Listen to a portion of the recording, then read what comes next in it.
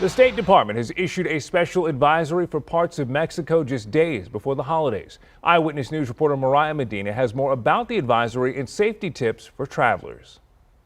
Patricia Stout owns Alamo Travel Group. She's been booking vacations for a very long time. Almost 39 years. She says when the holidays roll around, people want to be where it's warm. They want to get away from the cold, so sometimes, most of the times, they want to go to the Caribbean.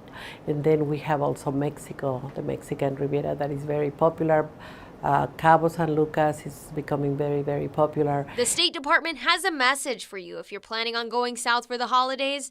They're advising against travel to the states of Colima, Guerrero, Michoacán, Sinaloa, and Tamaulipas. Officials say there is widespread violent crime like homicides, kidnappings, carjackings, and robberies.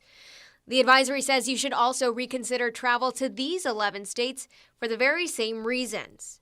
Stout says despite the warning, everybody has kept their travel plans. We sell a lot of tickets to people that are going to see their family because we have a lot of residents from San Antonio that live in Mexico.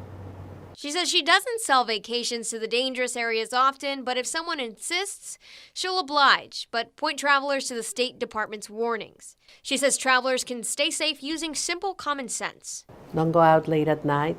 Don't go to places that you don't know about. Always listen to what the concierge at the hotel recommends. And if possible, stay with a group at all times. While the U.S. government says they have limited ability to provide emergency services to Americans in Mexico, Stout says it's important to keep the number to the nearest consulate or embassy handy. Mariah Medina, KENS 5 Eyewitness News.